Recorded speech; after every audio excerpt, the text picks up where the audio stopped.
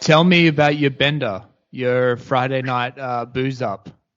It was nice. It's just me and two dudes that I don't even really know that well. And at no point were we planning on going on a bender. It just kind of happened naturally, which is the best way to do it. Yeah. And I'm not sure if it's the drinks or the excessive food that did me in because I was feeling great until about 3 in the morning. But I don't even remember how I got home. And the next day, I was just hugging the toilet. It was bad. I do what I can to prevent vomiting as much as possible. I'm not someone who could force himself to throw up, even if I know I'll feel better afterwards. So I was laying in bed until about 3 p.m. just fighting it. And eventually I couldn't fight it anymore. And I was on the toilet for a good hour or so. Wow. And was it like when you were out with the dudes? Was your body like, no, I need a bender tonight? Were you the instigator? Were you like, yeah, one more, guys? And then it kind of led. Were you, because we were discussing last week? You're like, oh, I'm kind of. I think when we stopped recording, but you were like, I need to, yeah, fucking have a bender. And so you got it, but were you the instigator? I don't think I was. I think God was listening because I was just kind of expecting some beers, maybe two or three, and then call it a night. Because I don't know how hard these other guys go. They didn't strike me as guys who go that hard. And it started with beer, but throughout the night, this Kiwi guy just kept handing me cocktails that I didn't order. I was like, yeah, great, I'll drink. I'm not going to turn down a free drink. But Accidental rager. I don't know what his end game was, what intentions he had with me, but I got free drinks out of it. I got home somehow. Sweet. Well, yeah, I guess let's dive into the Stephen Paddock topic. And I guess I want to, the way I was thinking about kicking this off was, of course, July 4, you probably heard about it. There was another mass shooting in Illinois, and it was weird. It shouldn't be surprising, but obviously each time it kind of is, because it's like it's got its own unique features and perpetrators and kind of weird quirks each new case. And I don't know, but I remember when the Iraq War was still going and like the Hurt Locker came out, and I was like, is this morally okay? Like, couldn't you have used the budget from this movie to like help end the war? Like, and so I kind of think that and then the floodgates open, and it seems like whenever something happens now, it's like a movie happens shortly, or a Netflix doco happens shortly afterwards. But how do you feel about kind of like, because it's funny like talking about this shit, but I think you mentioned this briefly at the end of last week. Oh, you have like some or maybe a family relative has some connection to the Vegas shooter, but like, do you ever think that if you had like a direct connection to one of these like horrific events, how you would feel when like a movie came out about it, or like people would just even people were randomly discussing it on a podcast, like how would you? We went back in history last time for the Young story last week, but this is something where people could still be alive and dealing with, and yet we just live in a culture that likes to kind of break things down and turn things into stories for fun. So I guess that's how I wanted to kick things off. How do you feel about that whole like reality fiction divide collapsing? I think I'm gonna prove myself to be quite the hypocrite, but I'll do my best to justify it. Typically, I think anything goes because if you censor one thing, where do you draw the line? You have to censor everything. It's an all or nothing kind of thing. And that's how I feel about jokes, whether it's stand-up comedy or on a TV show. If you're going to try to censor your speech for every individual experience in the audience, it's an impossible task. Having said that, because everything just happens so rapidly these days, the moment the Ukraine war started, and I just saw memes galore online. And, granted, in a bubble, the memes are funny. But for the first time in my life, I personally was like, I guess the best word to describe my feelings was I was offended. Yeah. I had to sit down and be like, okay, so this is how it feels like to be genuinely upset at something that affects a specific group of people and might not affect others. And there were times when I wanted to, get on my keyboard and call someone a dickhead, but one, in any circumstance, that never does any good. Arguing online is the biggest waste of time you could ever do. And I just had to tell myself it's going to happen. It's still happening. I don't like when I see it, but that's their choice. And that's the one thing I realized does upset me. Rational or not, I can't help that it upsets me. But I can't expect other people to feel the same way about it as I do. Yeah. And so about shootings, man, we talked a week ago, and there's been three. I mean, I think there's three or four just on the 4th of July. And it's kind of numbing at this point. Whether you joke about it, don't joke about it, try to do a serious analysis of it. I mean, what really can be said at this point? It's absurd to such a degree that the best writers in fiction couldn't write something so unbelievable. Yeah. Like it's almost too stupid to be believed.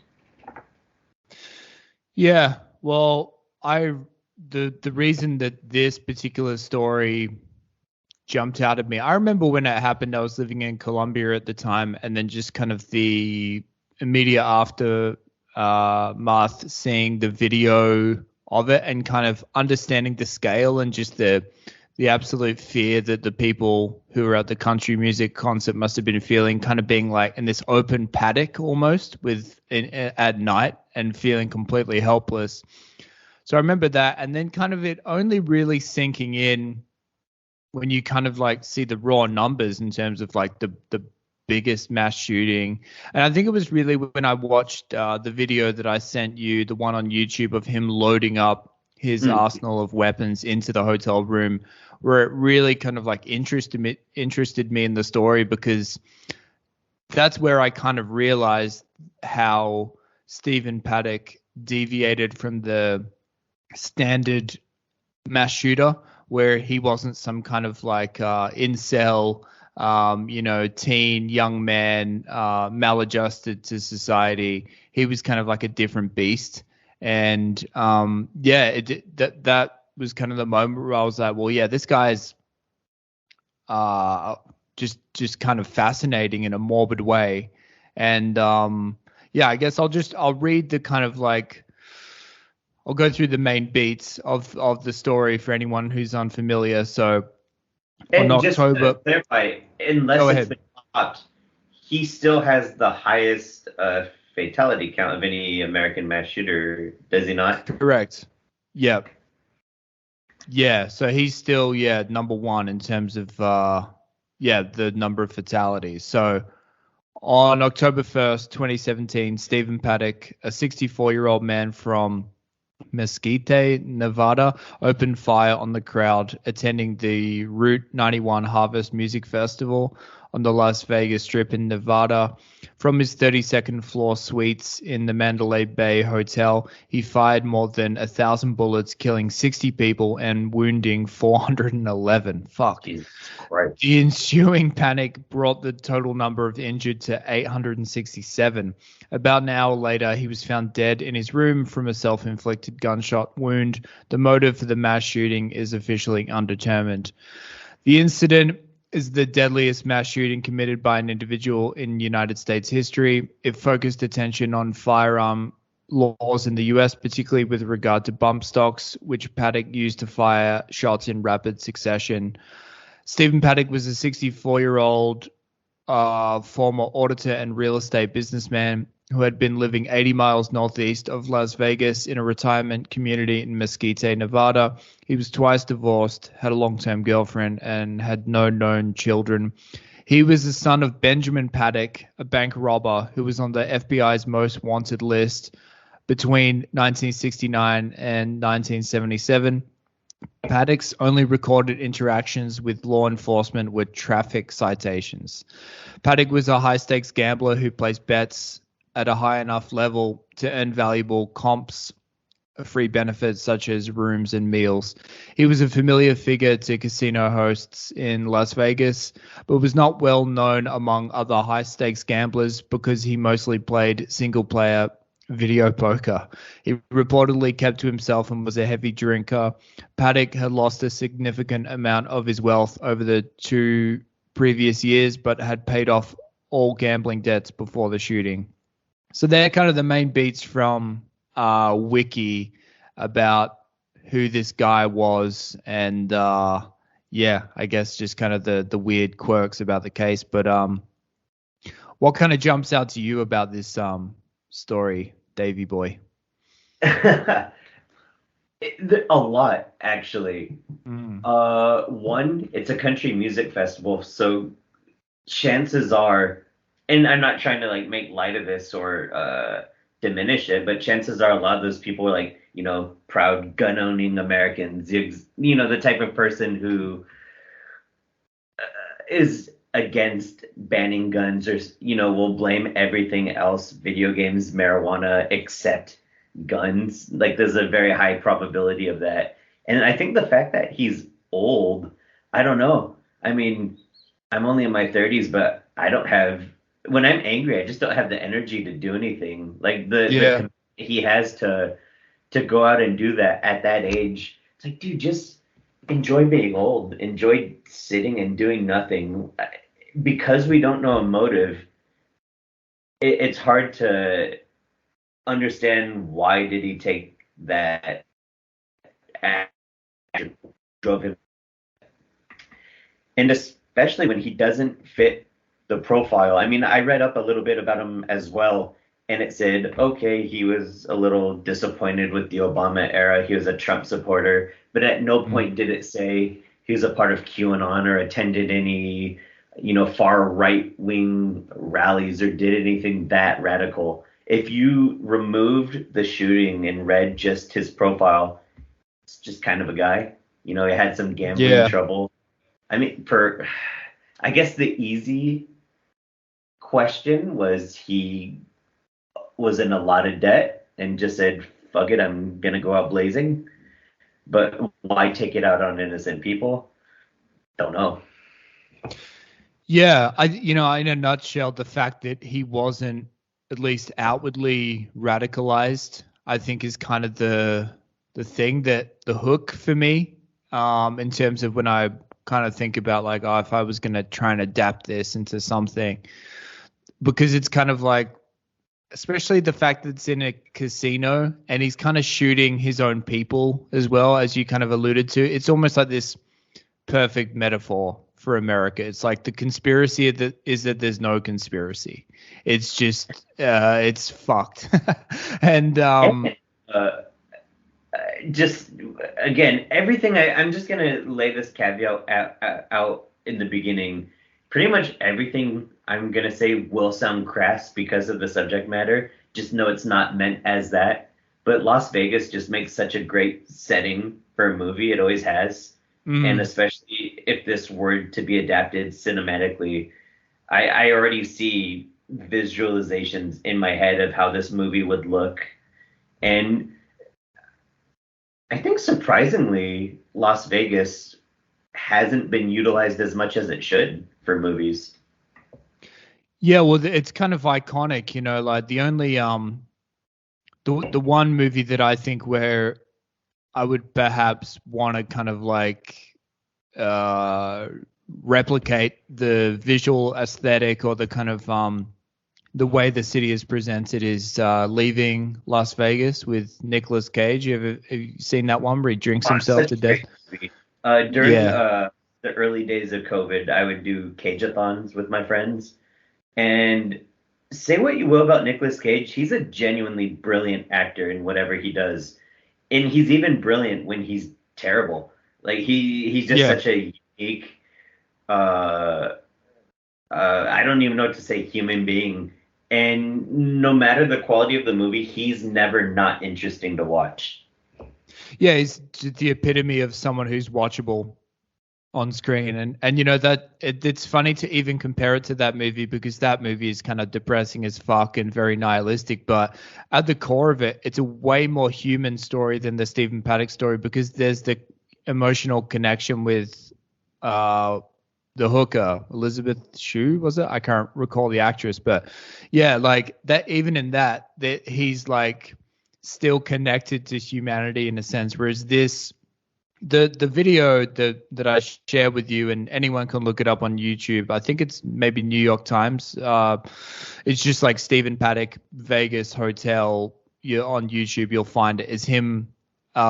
His final few days at the Mandalay Bay, and it's chilling as fuck because he's essentially just he's loading up his arsenal of weapons and doing a bit of gambling, and he's kind of bit of chit chat with the hotel staff and the casino staff, but it's very solitary and controlled and isolated. And when you kind of know what's coming, it just adds kind of this weight to it. But yeah, I was thinking as well in terms of Vegas as the setting for this being like trying to in a feature film adaptation, like using the infamous shots from I don't know The Hangover or Fear and Loathing, and just kind of like showing the more kind of depressing reality of Vegas, or aping those iconic shots or kind of moments from those movies, but then kind of showing just kind of this lost soul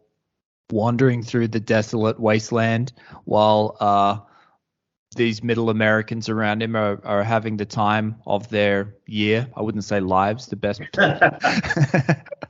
So yeah, but I also another kind of crazy aspect. I'm not sure how much digging you did, but just his daddy, Benjamin Hoskins Paddock. Did you read up much about I saw that him? he's a bank robber. Yeah, well, it's pretty interesting because I just kind of did like he's got a sizable little Wikipedia page about him, but yeah, this guy, his daddy Benjamin Paddock was robbing banks in Arizona and I believe Texas, and he was stealing. God. This is the second time someone has rung my door and we're talking. I am so sorry. No worries. Yeah, all Sorry, good. Tommy, I promise. I have no friends. Nobody likes me. Nobody visits me. The moment we talk, I'm suddenly popular and people are just banging on my door. I can't explain it. You're just a man who likes a nocturnal delivery. Don't apologize. This is And that these is things are. But yeah, as I was saying about his father Benjamin Paddock, he's robbing banks in Phoenix and I believe Texas, and sizable amounts of money. Like he stole $11,000 from the Valley National Bank of Arizona, which is like $104K in 2021 dollars. So he's getting away with tons of loot, and essentially he was arrested.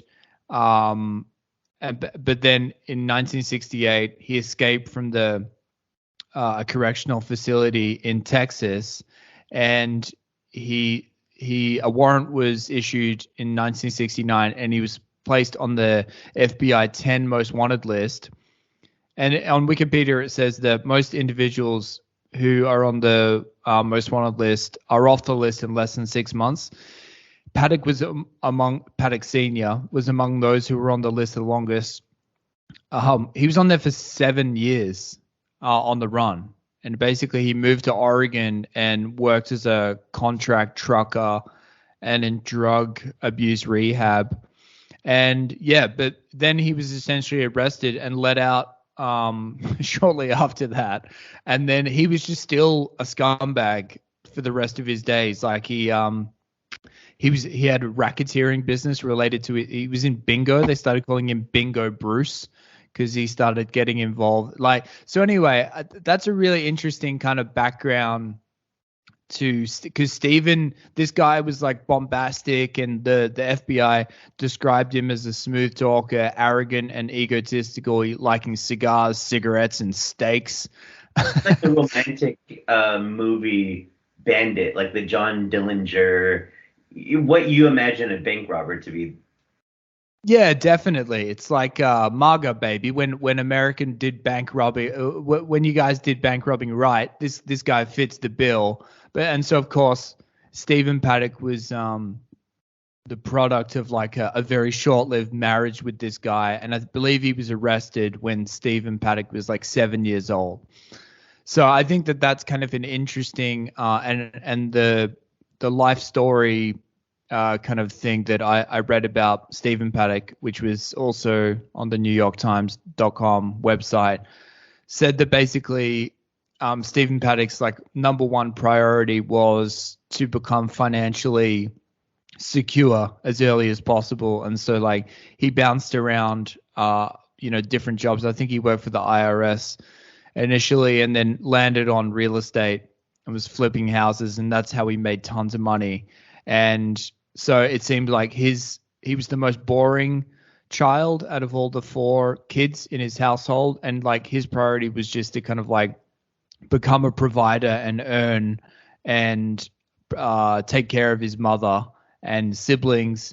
And so it seems like that that's kind of noble in a sense and like born out of his kind of like lack of a father figure or a really fucked up father figure. But it seems like he was also kind of like arrogant and just liked being a control freak. So that's kind of like an interesting backdrop. He's like someone who kind of had this motivation to chip on his shoulder because of his fucked up father, but then he like completed the American dream and got all the money, but then it still didn't make him happy, seemingly. So I'm gonna throw a question your way that you posed to me the last time. You're given $100 million. Who are you putting in charge of this project? Because I just had this horrific image of my head of Nicolas Cage as Paddock, and I'm trying to get out of that. I'm trying to get rid of that thought. Yeah, so I guess I kept in terms of like the people from the entertainment world that I know and like and I think would do a good job. I kept it simple with this project. I think that I could see Werner Herzog directing this movie because I like his kind of the way he kind of approaches nihilism almost in kind of a comedic way or maybe call it just the ultimate kind of quirky director.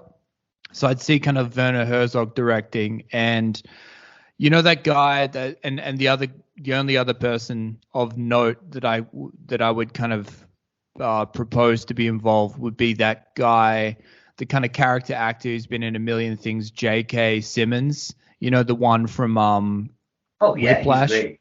Yeah, so he's the one I would cast as Paddock for this because he's kind of like 60 something and bald and just kind of has the look of an angry Trump supporter about him. So I think he fits the bill. But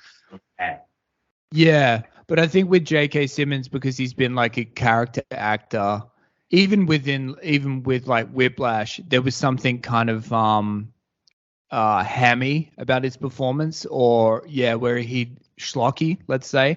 But with this, I'd want him to kind of like play it completely straight and just someone who's kind of simmering, and and that's I like movies where there's the kind of like one actor of note and then the rest of them are kind of unknowns, and so that it's like when you're watching it you kind of get over the fact that it's like if it's a good enough actor, you're like, oh, he's a famous guy. You get over that in the first 5 minutes. But it's not like, oh, J.K. Simmons is now talking to Nicolas Cage. Now he's talking to Brad Pitt. Like in your head, you can't help but do the kind of celebrity on celebrity equation. Whereas with this movie, I think it would be cool to hear like just have a kind of like a lost soul, one recognizable actor interacting with a bunch of unknowns and maybe up and coming actors. So they're the only two people that kind of sprung to my mind. You've got you've got Cage on the brain now, but are there any others that you would think? But you know what replaced that actually? The moment you said Werner Herzog, that blew my mind. And I'm trying my hardest though not to picture him narrating the movie. Whenever Stephen he's Paddock in went documentaries, from the just not like casino floor. Yeah. it would. I mean, if you want to make a terrible movie, but that's memorable, have him narrate it. But I could definitely see his visual style nailing this movie and really bringing out the ugly and the lonely and like the desperate in Las Vegas. And J.K. Simmons, he's great at being loud and angry. And so having him play someone kind of against type, he's got the look, but you expect like bravado from him, Brash. Yeah. brash. But I like when an actor is cast who's known for doing that. I'm trying to think of it, like Robert De Niro in Jackie Brown. Did you ever see Jackie Brown? Yeah, where he plays the dim-witted guy. Yeah. He does fuck all in the movie. I mean, there's no reason that that actor or that character had to be Robert De Niro, but the fact that it is makes it all the better. He does pretty much nothing in that whole movie, and he is dumb and dim-witted, and it's more memorable that way than if Tarantino just said, "Oh, hey man, like just go be Robert De Niro in a Tarantino Yeah. movie." That wouldn't be interesting. I mean, it might be good, but it's expected. Yeah, it adds more weight to it's subverting expectations essentially. So yeah, I think that was kind of factoring into my decision. But well, I'll just quickly go through a little bit more about like the Wikipedia article of the actual event, and then we can talk more about kind of the vision for the movie. But so according to his girlfriend, Paddock repeatedly cased out the Las Vegas Village from different windows in their room when they stayed at the Mandalay Bay a month before the shooting. From September 17, Paddock stayed at the Ogden in downtown Vegas, which overlooked the open-air Life is Beautiful festival. That's fucking ironic. That ran from September 22 to 24. Paddock arrived at Mandalay Bay on September 25 and booked into room 32-135, a comp room on the 32nd floor. 4 days later, he also checked into the directly connected 32-134 room. During his stay at Mandalay Bay, Paddock spent much of his time gambling, usually at night. He interacted with employees more than 10 times, including twice on the day of the shooting. An MGM Resorts International spokesperson said all the interactions were normal in nature. Quote. Cell phone records show that he also made multiple visits to his home in Mesquite. With help from Hotel Bellman. So this is weird. He's helping. These guys are complicit accidentally in him loading up his arsenal. I would imagine if they feel that's something to explore right there. Yeah, definitely. He brought 5 suitcases to his room on September 25, 7 on the 26th, 2 on the 28th, 6 on the 30th, etc. He just kept loading up. His arsenal of weapons, associated equipment, and ammo included 14 AR-15 rifles, 8 AR-10 rifles, a bolt-action rifle, and a revolver. On September 30, he placed "Do Not Disturb" signs on the doors of both rooms. I reckon that's a good title for the movie, "Do Not Disturb." The mass shooting occurred between 10:05 p.m. and 10:15 p.m. on October 1st, 2017, which was the third and final night of the festival. When the shooting began, country music singer Jason Aldean was giving the closing performance. Never heard of him, but he's probably sold 500 million records. Son of a bitch. Yeah. After Paddock used a hammer to break 2 of the windows in both of his suites, he began shooting through them at 10:05 p.m. He ultimately fired over 1,000 rounds, approximately 490 yards into the festival audience. He initially started out with a few single gunshots before firing in bursts. They usually ranged from 80 rounds to 100 rounds. Many people in the crowd initially mistook the gunfire for fireworks. During the shooting, a security fence hindered concert goers from fleeing the 15-acre concrete lot. The gunfire continued with some momentary pauses over the span of 10 minutes and ended by 10:15 p.m. Between 10:26 and 10:30, 8 additional officers arrived at the 32nd floor. Some of those officers manually breached through the door Paddock had screwed shut with the bracket. The gunfire had ceased, and the police moved systematically down the hallway, searching and clearing each room using a master key that was provided by Campos. At 10:55 p.m., the officers finished evacuating guests. At 11:20, police breached his room with explosives. Paddock was found dead on the floor from a self-inflicted gunshot wound to the head. So there was all those fatalities and injuries, which I mentioned before. And then just the other kind of like the post-event stuff, misinformation, fake news, and conspiracy theories. Following the shooting, misinformation and fake news about the shooter's identity and motive went viral on social media. A 4chan thread which misidentified the shooter and described him as a registered Democrat was briefly featured in the top story section of a Google search. The fake news website Your Newswire spread false information about a second gunman purportedly shooting from the 4th floor of the hotel. And 2 of Facebook's trending pages were from your mates, Sputnik, a Russian government news agency. These included one story that falsely claimed that the FBI had linked the shooter to a terrorist group. These stories were later removed from Sputnik with an apology. Stories linking the shooter to the Antifa movement have also been discredited. The terrorist group ISIS claimed that Paddock was its soldier who had answered Abu Bakr al-Baghdadi's call to attack coalition country citizens, which is really weird because ISIS don't do that. There's been a million where they thought, they were linked somehow, and ISIS were like, no, it wasn't us, but this one they jumped on. And so that's why a lot of conspiracy theories think there was a link with Paddock and ISIS, because ISIS never do that. ISIS provided no evidence for the connection. So anyway, that's kind of just the nuts and bolts of the event itself. I had just before I forget, I actually had a job interview with Sputnik a couple of years ago. Wow. Turned them down, and it wasn't even for moral reasons. I mean, nowadays it obviously would be, because they were offering a stupid amount of money to do stupid work.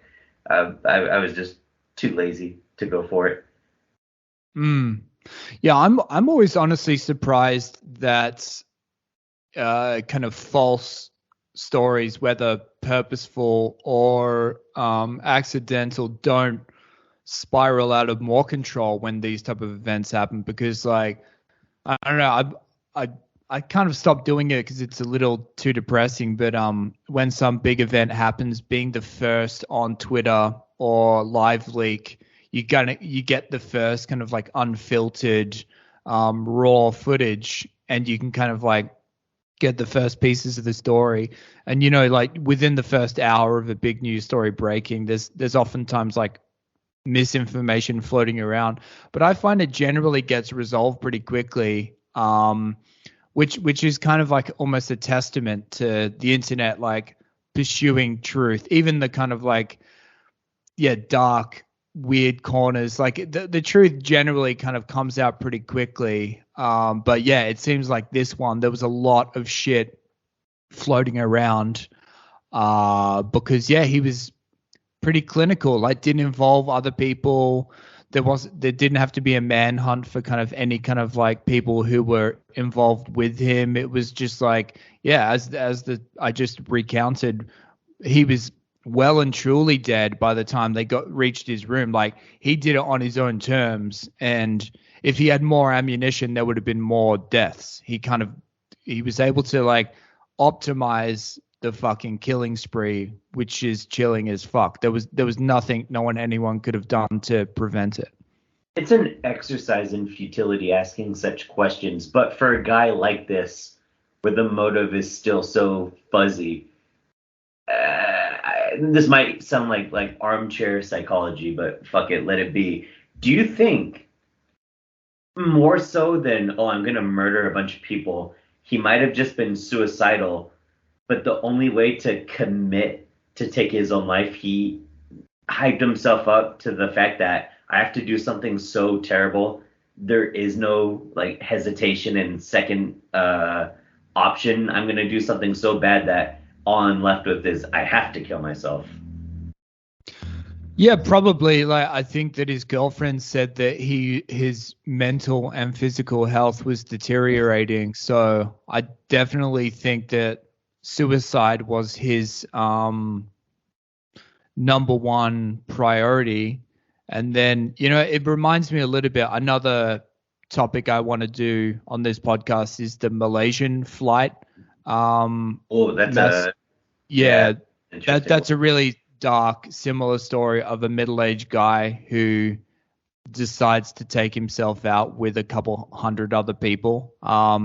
So yeah, I think that there is like the weird, like what would prompt someone wanting to do that, and I think it's definitely a middle-aged thing where someone has like, even if they've like quote unquote won at life and made a ton of money and like, he's still in a position where he can just like spend his days at a casino gambling, and he's radically unfulfilled and clearly feeling he's obviously been feeling feelings of hostility towards society at large for a long period of time. So yeah, that kind of like ties into what I was thinking in terms of this adaptation, is that like I would imagine the movie Werner, I would sit Werner down and say, all right, take out your notepad and your pencil. I know you're old school, but this is how I imagine it, is that like half of it is him, half of the story is like in the present where he's just in the hotel, gambling, just sitting in his room watching TV and like the kind of minor interactions with the hotel staff and like snatched conversation with people. But then the other half is told in flashbacks.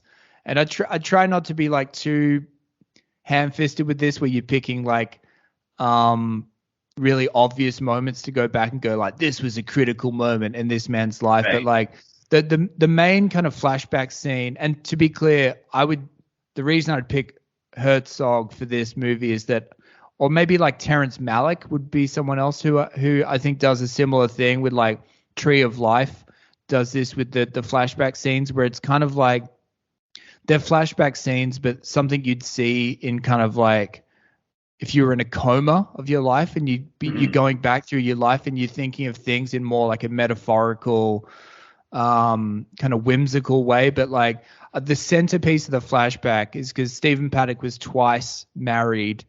I'd go back to a time where he was like, in his early 40s or something, and like the moment he snaps, where he's like at a dinner party with another couple, and I'd make it kind of like a stage play, like a 15, 20-minute period of conversation where everyone's talking about his life, where there's just kind of like they're talking about what it's like to be a middle-class American or upper middle-class American, and something about the futility of their existence makes him snap, and no one else kind of realizes at the table, his wife or the other couple, his friends, realize that that's the moment where he's lost faith in everything. And because I think that's interesting, is that like when someone is unhinged and perhaps not that intelligent, it's a very obvious thing where they've become disgruntled and they're outwardly aggressive and they're kind of like,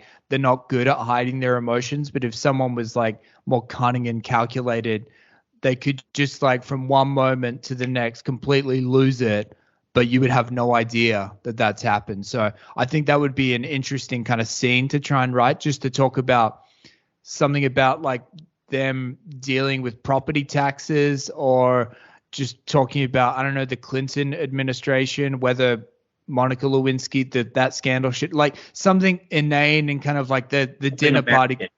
Yeah, where it would be like, okay, this is the moment where he thought, oh my God, I've got all this money, I'm supposedly building this life, but it's for absolutely nothing. That would be an interesting kind of flashback to make the kind of like main flashback, and then you could do other stuff around it. Well, here's, I guess, this kind of determines what the movie's going to feel like. Do you try to say, okay, we know little about his motive. This movie's going to make assumptions and fill in the blanks and not over-explain, but this movie's going to say, why he did X, Y, and Z, or do you stick with the we don't know his motive and that's what we're gonna portray route? Yeah, that's an interesting. Like, I think that when I say this is the moment where he snaps, this is something that I would like talk to you about, like in the writer's room, but I wouldn't make that obvious even in the script. Like it would be cool if the actor read this flashback scene and read the dialogue and like perform the scene without explicitly knowing that's the intention behind this moment. So to answer your question, that's how I would like write the scene, this imagined dialogue and the kind of like the what is frustrating him, but I would make it like, I wouldn't be like use some music where it'd be like da da da where he has where he has the moment. So I think that's kind of cool where you kind of it's kind of like a random aside, but with the movie Train Spotting, obviously a book first and then a film adaptation, the actor Robert Carlyle, who played Begbie the psycho in Train Spotting, he has a great face, by the way. Yeah, definitely, with his mustache. But he said he played the character as a closeted homosexual, and so that explains his kind of like violence and stuff like that. So that's something where it's kind of like a hidden motive within the creative team, this time being the actor.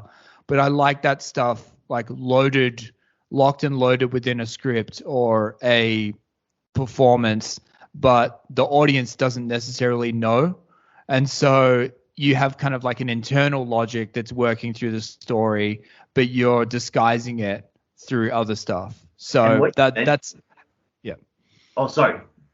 No, that's basically, that's kind of, to summarize, that's how I'd see these type of flashbacks, is that they'd be working with some type of internal logic, but I'd keep it very loose and try and not make it obvious to the audience about like, this is why he committed act XYZ later on. See, as much as I'm down with Herzog, that sounds very Terrence Malick-y to me. So often when he's filming his movies, the actors don't even know who the protagonist is, because he'll film like 100-hour-long movie, and then the plot is formed in editing, which is why the flashbacks don't feel like typical flashbacks. Yeah. And narration doesn't feel like typical narration. Did you ever see The Thin Red Line? Yeah. I watched that when I was like really like maybe 13 or 14 years old and like really liked it. And it's one of those movies where I think about I should rewatch that, but it's almost like a little too deep. Like it's so intense. Yeah. I love it, but it is a chore. And an interesting thing about that movie, Adrian Brody was under the impression he was the protagonist, and the way they were filming it made it seem that way. And he goes to the premiere. He's in the movie. He has no lines of dialogue because Terrence Malick was like, hey, you know what? I'm going to follow this guy, give this guy some voiceover and give some extra scenes to these guys over there. And Adrian Brody just, looked scared, looked concerned, and I'm not saying that's right, but that's an interesting way to film a movie. It doesn't work, and it doesn't always work for all of his movies. I think it's weird. He took like a 30-year break, and then over 5 years, he released like 19 goddamn movies, and some of them are watchable.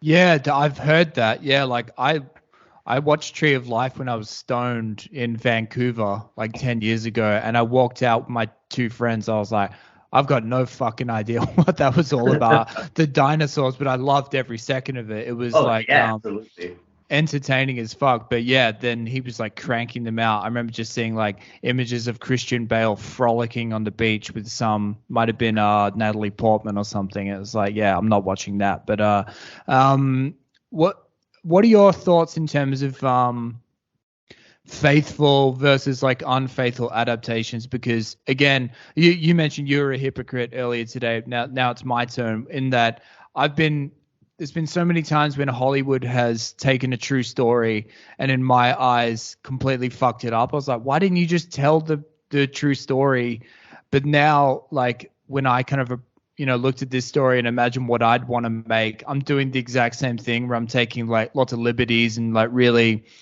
fucking around just to kind of get the metaphorical journey that I want to do. Like, so how do you feel about the faithful versus artistic license debate?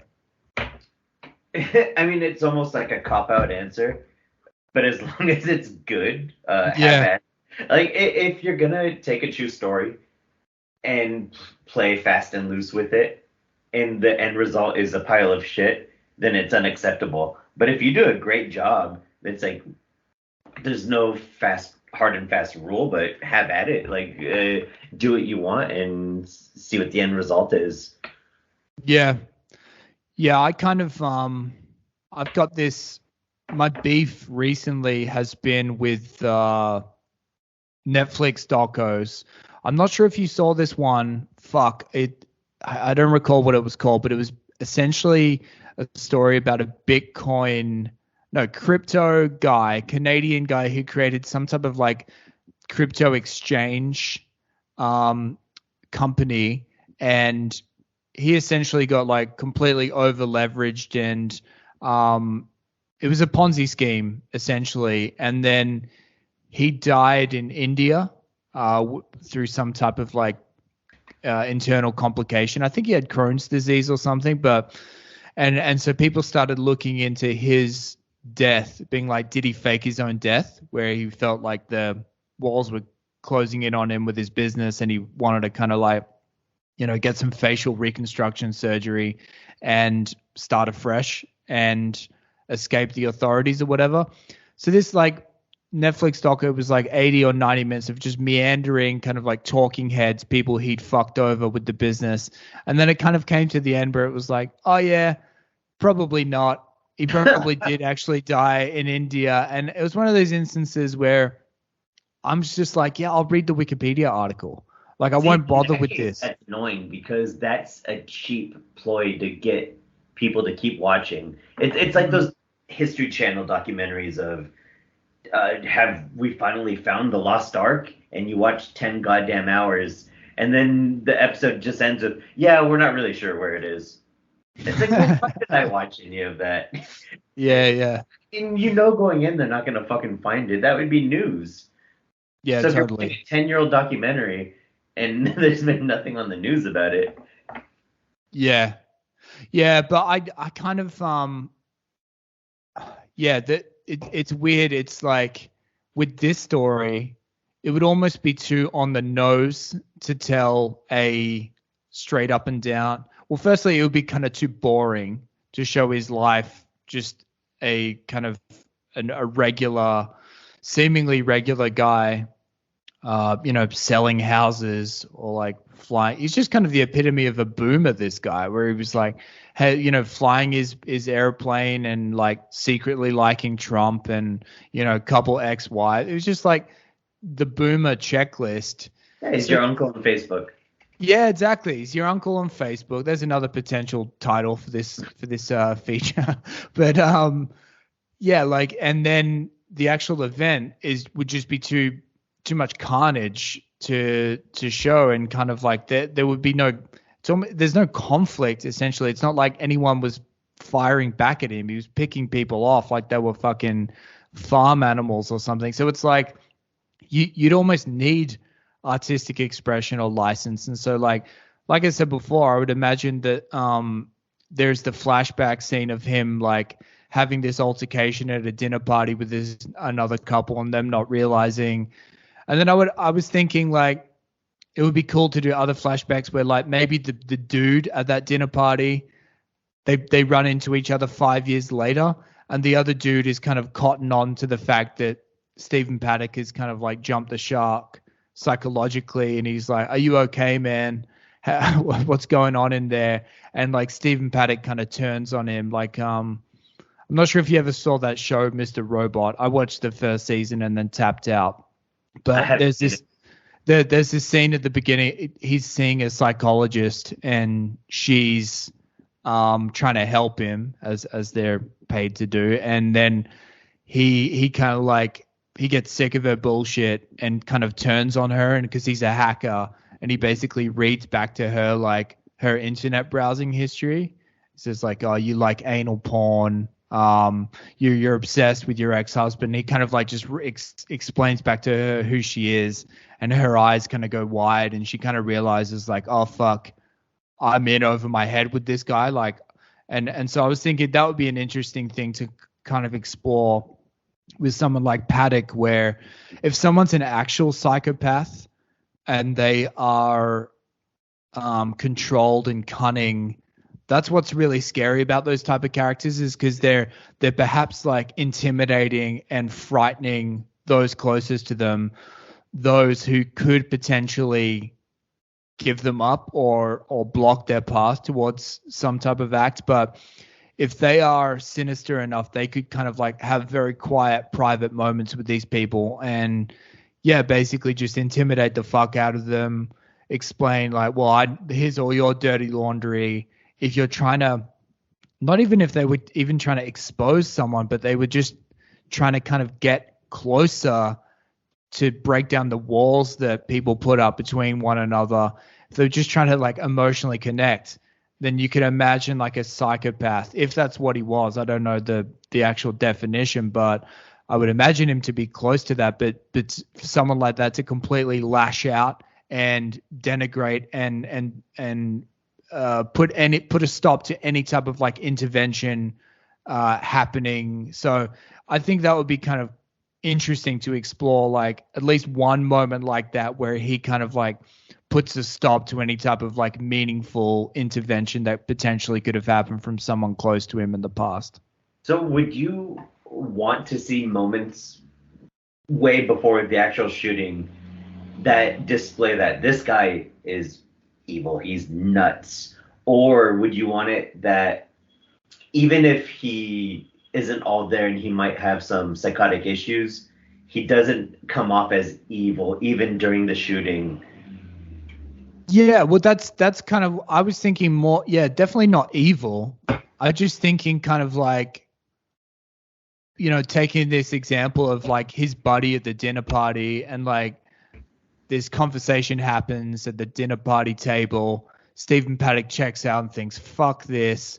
And then so 5 years later, he runs into his buddy at the store buying beer or something. And Stephen Paddock's now divorced, and his buddy still married, still trucking along, still got a pipe dream about his business he wants to get off the ground. And yeah, so I imagine the kind of what I'd be trying to show emotionally is kind of like someone saying to someone else, like, I'm not playing your game anymore. Like this society game that you're so invested in, it's not for me. And you can keep conning yourself that your things are going to get better and you're going to get what you want, but I'm not getting invested in that. So that's what I'd be looking for. It's not someone who's kind of like, yeah, straight up and down evil, but more just a case of kind of like completely disenfranchised and not angry, but just kind of like dismissive of American culture, dismissive of like being part of any type of like meaningful relationships and stuff like that. So yeah, that's what I'd kind of do is something like kind of cold, but also just kind of like, yeah, this is not worth my time. I just remembered there's a person who's like 6 degrees removed from this incident. And I saw this video months ago and I just put the connection together. Do you know, what's his name? That douchey Armenian billionaire who got rich playing poker. Do you know who I'm talking about? Oh, yeah. Dan Bilzerian. Dan Bilzerian. So there's a video. He's not at the venue, but as the shooting's happening on the street and people are running away, hiding behind cars, there's a video of him huddled and he's trying to like tell the cops what to do. And essentially, it's like, yeah, man, I'm famous. Like, I know what I'm talking about. Like, you're going to want to set up a perimeter over there. And a cop essentially gets in his face and says, dude, shut the fuck up. Wow. You're not moving. Yeah, he was someone where he was like, he was positioned to be like the alpha male to end all alpha males till the end of time, and then he was fucking done within 2 years. But did you? There was this actual like really good ESPN sports documentary about this guy from the 80s. I think his name's like Brian Bosworth. He was like a football player from the 80s. Do you know him? Was he in the movie Stone Cold where he's got the mullet? Potentially. He had like a his whole shtick was that he had like peroxide blonde hair, and he was like a rock star sportsman. He's in the movie Stone Cold. It's like his attempt at like a Dolph Lundgren Schwarzenegger 80s action movie. It is fucking wonderful. Please watch it. It is so good. Yeah, because he was like a similar type of like Bill Zarian character where just completely put one of those guys where it's like ostensibly got famous playing football, but then like his alter ego of being like a ladies' man and kind of party boy and drugs and booze fella completely outshone his original claim to fame, with Bill Zarian and poker, which was, I believe, bullshit in the first place. But anyway, he seemed like one of those characters where he was like destined to be a fucking household name, and like, yeah, we'll know this guy in 20 years, and just like 2 years done, and then he's like, trying to transition to the entertainment industry. But I don't know. It's funny as you get older. That's a sign of getting older, is that like you see, I don't know, Billie Eilish comes around and you're like, yeah, she'll be done in 3 years. It's just like, I see like, with her, for example, it's like, yeah, good luck. I hope you have a long career, but you probably won't. Like, do you find yourself getting jaded as you get older in that way? Well, it's depressing. I mean, good on them for having their 15 minutes of fame, but especially for young girls and young women, they just get thrown away and forgotten so much quicker. And not saying it doesn't happen to men, but the moment whatever the popular zeitgeist is decides, you know what, you're boring now. It's like they never had your back, they never cared. It's on to the next thing, whatever it is. I legit have no idea what people are listening to right now or what people are into. I have Ed Sheeran. Is that still a thing? Is he a guy, a band? Is that I think he's a solo artist, but I'm kind of one of these people that's interested in pop culture, but I'm also like, to grow old gracefully, you need to stop caring or knowing. Like you not knowing is an age appropriate thing, whereas me still kind of knowing Ed Sheeran and a couple of his songs, I'm like, it's the equivalent of your middle-aged father walking into the room with your friends and going, "Sup, fam? Are we getting litty tonight?" My elderly father has like much more open mind, has a much like more open mind about discovering new music than I do. And it's not even that I'm becoming a boomer. Even as a kid, I kind of discovered 4 groups that I like and just never branched out. Yeah. Well, I think that's also kind of part of the path as well, that you realize, okay, this is who I am, and you lock into that and you be like, well, yeah, I'll double down on this identity. I heard a funny line the other day on a podcast. A guy was like, in your 20s, everyone's LARPing.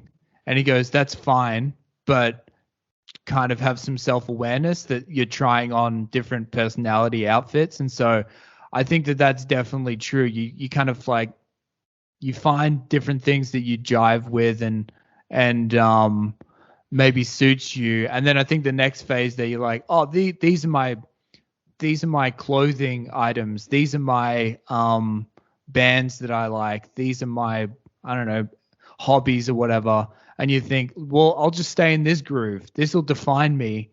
And then I think you maybe come out the other side. You were like, yeah, I got really bored of my own bullshit. Like the fact that I only listened to these 4 bands, like eventually I realized that I thought there was so much depth and it was going to make me so windswept and interesting to like intimately know these things and like this is who I am. And then you're like, yeah, no, that was a conscious choice, and I could have equally been into the opposite things and been equally happy. And so everything is kind of everything's up for debate at a certain age. So it seems like your old man's kind of realized that and think, fuck it, let's be like the wind, see whatever flights of fancy, go down a desire line and listen to some Billie Eilish, and then whatever.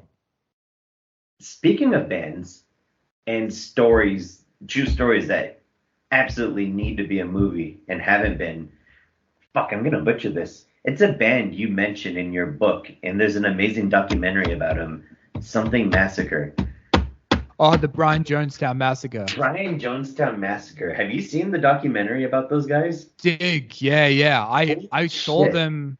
I saw them last month in no, 2 months ago in Atlanta. It was like shortly after I arrived here because they're one of my favorite bands ever. I'd never seen them live, and I went to the show. And now he's like 55 or something, and he's got his revolving cast. Joel, the tambourine man, still there, and Hell yeah.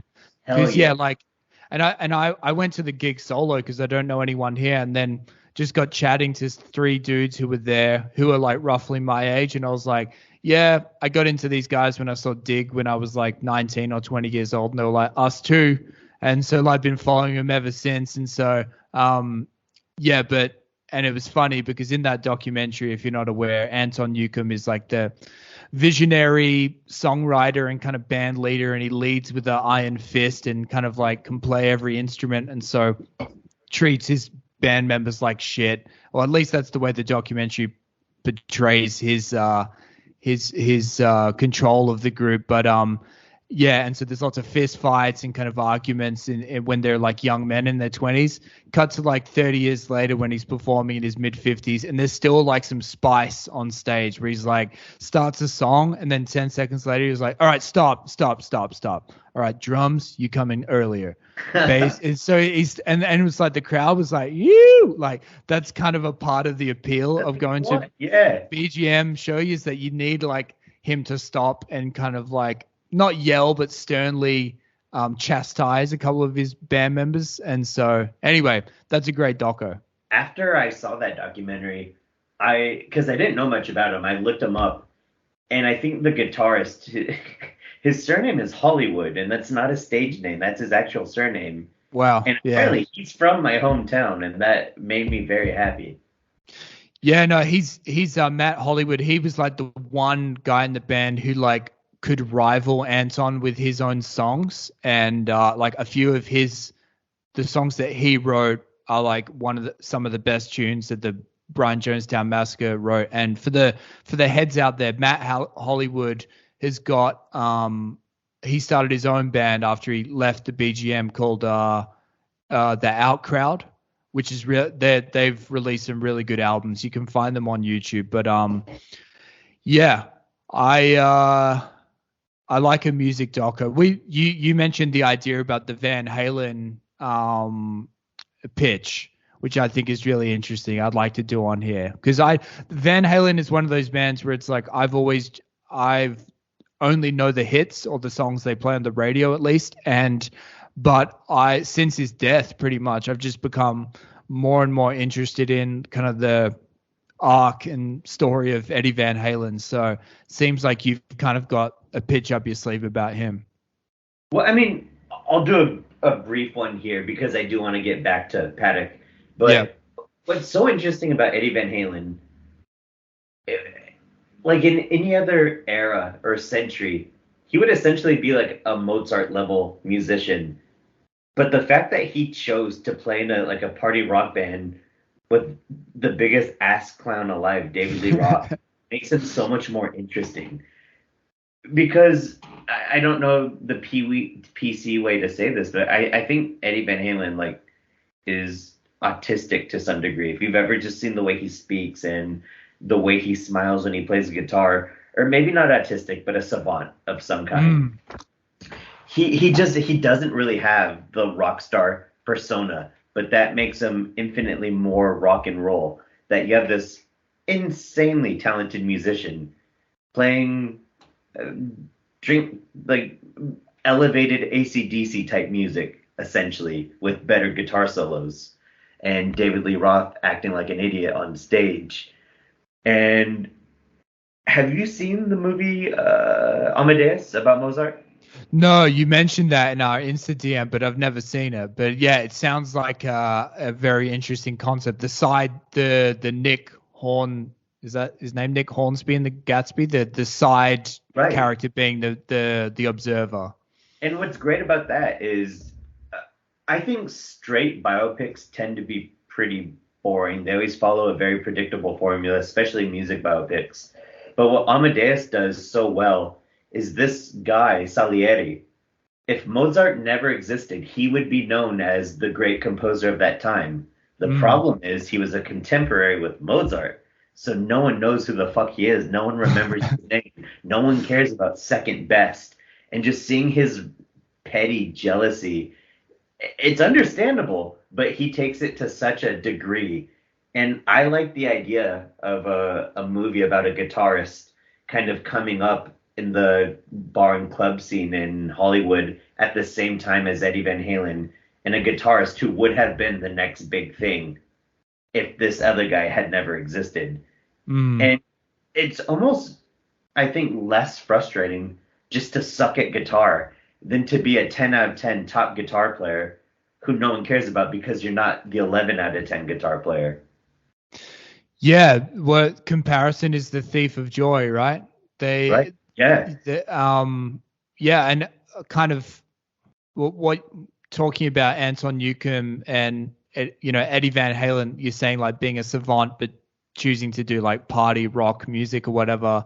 I heard this comedian Ryan Long say something interesting on a podcast where he used to be a musician himself, and he said that with music, and I think he extended it. He said all kind of like popular art, you can be really good at it, but the ones who are successful are those that have their finger on the pulse of culture and kind of have a hook for kind of like the kids to get excited about, man. Like, because, and I often think that like when I kind of retrace my steps with like, I've tried to write a book many times before, but like when I finally wrote a book, there were kind of like some, I guess, hooks that I could use to like promote it, being like, digital nomad, kind of like, yeah, the legacy of like books like The Beach or something where it's like party tourists overseas, like having some type of like connection to real world ideas. And I guess you could say the same about like CoinciDATE. It's like the incel school shooter stuff where in my head it wasn't a conscious decision, but then like there's this weird thing where you're like, okay, I have like personal ideas I want to express or these different concepts, but I need like a vessel that will connect with people to do so.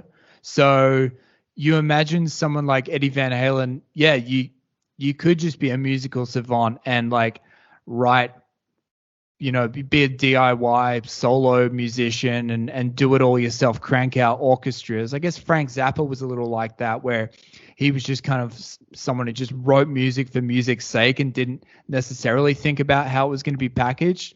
And yeah, you can look at Frank Zappa music sales versus Van Halen music sales, and like there's one who's way more popular. So it's kind of an interesting thing to explore, is like if someone wants to be a professional at something and develop an audience, how much do you kind of rely on pre-existing cultural grooves to kind of like slot into versus to be like uncompromising and like, no, here are my ideas. If a tree falls in a forest and no one hears it fall, it still fell. Like I still did my thing. Yeah. Do you kind of like have any of those like, feelings of paranoia or questioning or about what to write about, or do you just kind of push it out there, worry about it later? What I noticed is if I were like set out with a goal of I'm going to write an incel novel or I'm going to write a Russian novel, it's always going to be shit. Like anytime I set that parameter, like I'm gonna write X theme or X story, I'm almost limiting myself. So it's like, you know what?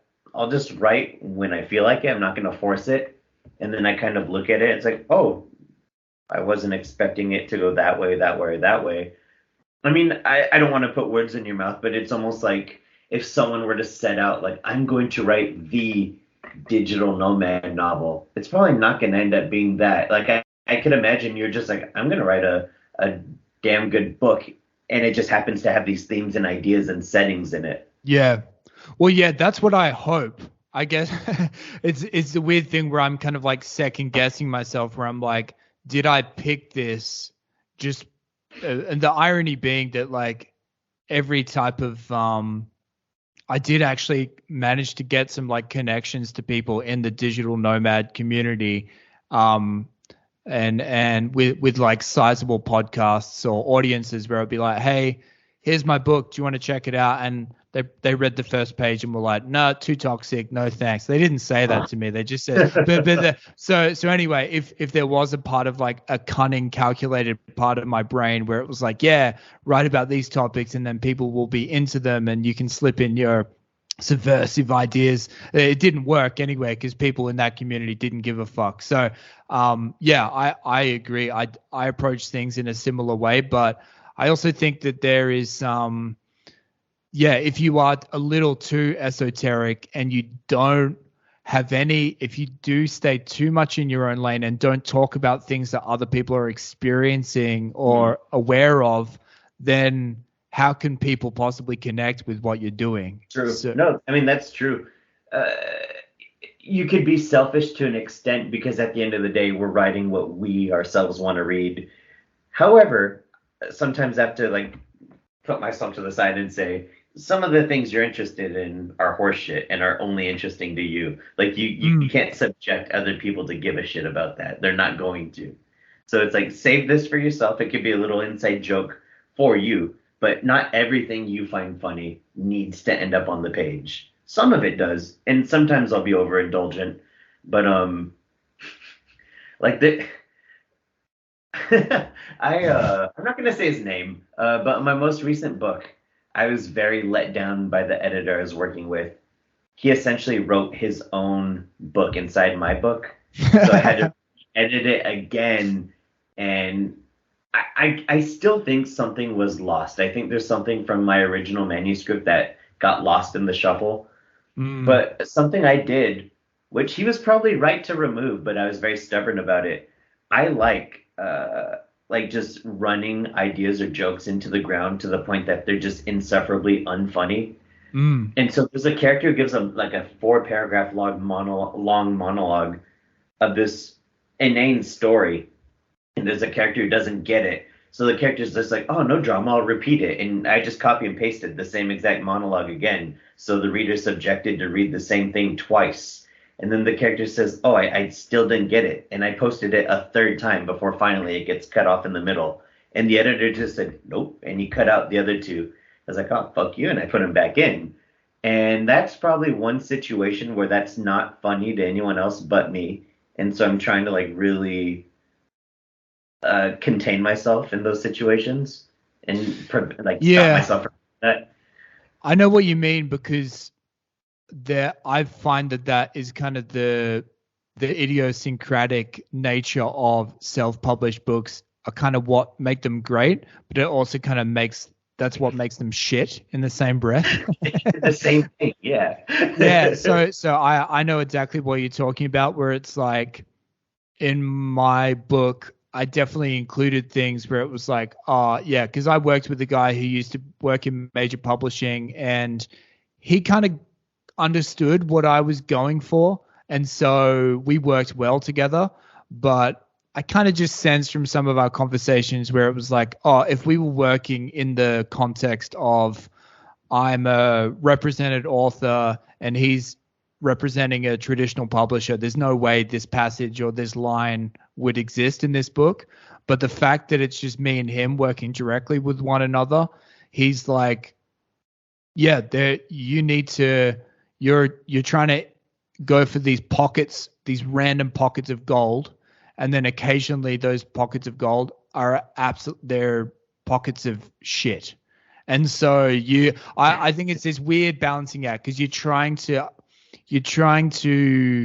eliminate the shit, polish the gold, and you don't always get it right, because by that stage of the project you're exhausted and you've lost context. You've been underwater for so long you don't know which way's up. So I can definitely relate to that. Weird the way we think about books. Like, let's take music. Very often, whether it's like punk or an up and coming band, people say, oh, they're so raw as a positive, raw energy, raw talent. They might be sloppy, but that's part of their charm. There might be some imperfect beats or notes in the music, but that's part of their charm. And same with low budget independent movies. Like they use it to their advantage. But books, we don't really give that benefit to. Like a book needs to be absolutely polished. And I'm not saying it should look like shit or like not have an editor. It definitely should. But I think there's something to be said about books that have little rough patches. It shows that not everything is polished in life, whether it's music, movies, or in a book. And I think books should be allowed to be a little self-indulgent, have some imperfect places, some little rough edges on them. I don't know. It seems like books, we don't really allow that to. Yeah, it's perhaps just a legacy of traditional publishing. They were like giving I've heard a lot of people in the comedy community who were performing around when Bill Hicks was performing, and they said that he bombed everywhere. And he would not just bomb, he would walk audiences where they would get up and leave. And it took him getting popular in the UK for him to kind of like find his audience in the States. But I think that in traditional publishing, traditional music, they played it safe for 99% of the artists or writers, because they were like, we're going to try and make money here.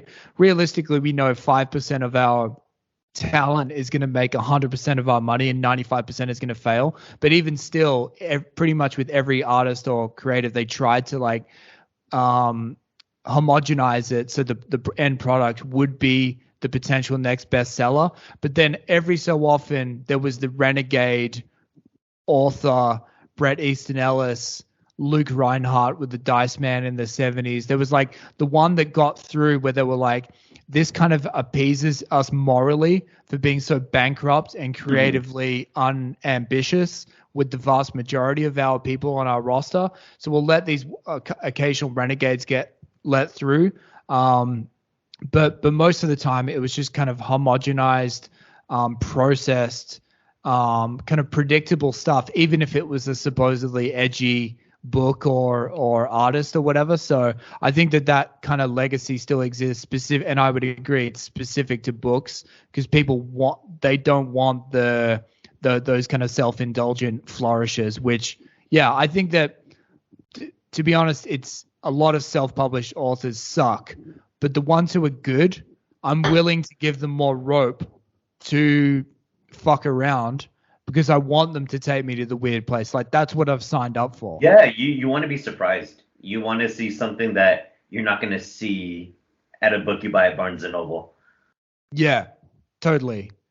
Yeah, just to kind of like go back to Paddock and we can kind of wrap things up. But like the other kind of component here that I was thinking about is the poor guy who thought in the Wikipedia article, I think that there was a power drill. He thought someone was drilling at 10 at night in his room, and kind of went up there to investigate, and then like hit the floor when he realized the bullets were flying. But I imagine he was just kind of like a younger bellhop guy, and so I thought that would be kind of an interesting secondary character to kind of like have some type of subplot where he was like maybe just leading a suburban life on the outskirts of Vegas, and kind of like working class, just working like long hours at the casino and then driving back to his family. Maybe he's got like a wife and a young kid. So like someone starting his journey on the American dream and kind of like being I don't know if it's because his name Campos as well. I'm kind of projecting that he's maybe kind of like Hispanic, like first or second generation American, and so like excited to be living in a small suburban house and kind of like small yard and like getting started, and then maybe before the massacre having some like brief interactions with him and Paddock like on the casino floor, like where it's very cordial and but kind of seeing two people at the very opposite, the end different spectrums of the American experience. Someone who's about to tap out, and someone who's kind of like Stephen Paddock would look at his life and be like, "Oh, you don't have any money. You are working 60 hours a week at this soulless hotel, bringing me tater tots and fucking my chicken palm. But this guy's like, oh, I'm just getting started. Things are on the up and up. So kind of like that would be cool. The kind of like what happens when optimism and pessimism meets one another in the most kind of like fabricated of realities that is Vegas. Also, because we've mentioned this being like a very American story, American characters, American society, I think the fact that Werner Herzog's not American is such a plus to make a truly objective movie out of this. I'm not saying an American couldn't do a good job, but I like the idea of it not being an American behind the camera. Yeah, definitely. Yeah, you've definitely got, like talking about Malick before in terms of the Tree of Life and the war movie, Thin Red Line. Thin Red Line. Yeah, those kind of esoteric kind of maybe they're both kind of getting old. Maybe they could do like a co-directing a collab. That would be sick. I thought the world could handle that. Yeah, no, the world would definitely break. But yeah, I think we did it, man. That's kind of my vision. J.K. Simmons. If you want the kind of just a final thought on this is that I'm a big fan of Breaking Bad. I thought it was like incredible TV writing, but one thing that always did kind of irk me a little bit was Bryan Cranston's performance. I felt that he's someone where you can always kind of tell that he's acting, and it You're going to be very unpopular for saying that, and I agree. Yeah. Do you know what I mean? Where it's like in Malcolm. Okay, so it gets compared a lot where people think that they're like parallel timelines. That Malcolm in the Middle dad leaves that family and becomes Walter White in New Mexico. But in Malcolm in the Middle, Bryan Cranston's performance works because it was over the top and kind of neurotic and flustered. And I think he brings kind of that same energy to Breaking Bad. And to be clear, I still think it's like a near perfect show. And, it didn't detract. His performance didn't detract for me so much. But I felt like he should have toned it down maybe like 10%. And we would have had a better Walter White. Yeah, I know exactly what you're saying because he's a good actor giving a good performance. However, it's such a cheap comparison, but compare that to James Gandolfini as Tony Soprano. He was Tony Soprano. Tony Soprano was a living, breathing person to the point that when you hear James Gandolfini speak in real life, you completely forget that he doesn't even have the same voice as Tony Soprano. Like, not alike at all. At no point watching The Sopranos did I think, oh, these are actors acting. And it's like, no, that's Vito, that's Paulie, that's Tony. Yeah. So anyway, that was kind of what I was thinking about with this kind of lead character in the Stephen Paddock story is that you want the stillness, and like we were saying before with J.K. Simmons, I want him to kind of like subvert expectations and like maybe show like a very kind of subtle potential of that kind of fury that he had in Whiplash, or the kind of neurotic energy that he's had was he in Burn After Reading? He's been in a million things. Yeah. He was also really funny. Did you ever see that? Is a really short-lived TV show called Party Down? Oh my God. Yeah. He was the movie producer. Yeah. The really angry kind of coked up guy on the boat or whatever. Yeah. But, for the heads out there, Party Down, potentially one of the funniest comedies I've ever fucking seen. Party Down. Yeah. The Eastern European dude who got out of prison. I can't even remember the specifics. J.K. Simmons just popped into my head for him on that. But yeah, that is, I think they did didn't they revisit it maybe a couple of years ago? I never saw it. They did a few more episodes. But all I could say is it's only 2 seasons. It's not a big investment. Please watch Party Down. Yeah. Yeah, definitely the kind of prototype for the American Office and Parks and Rec. I didn't bother with any of those shows because I was like, I've seen Party Down, they can't top it. Yeah. And also, I don't know if you've ever seen It's Always Sunny at all, but to me, that's like the definitive American sitcom. Yeah. Like once, I'm gonna sound like an elitist, but when people are like, "Oh, you have to watch Modern Family or The Goldbergs," it's so funny. No, it's not. I've seen It's Always Sunny. Like it's not. Yeah. It's not as funny. Yeah, It's Always Sunny is kind of like just the they nailed the setup.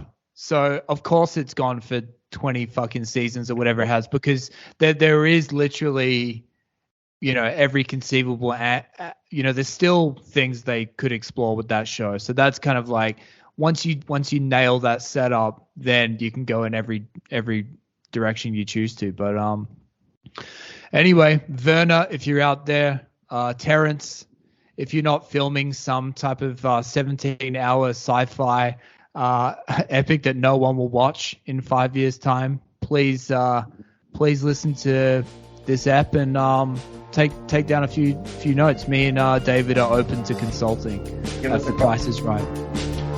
All right, thanks, buddy. I'm gonna hit record. Yeah, cheers. Thank you.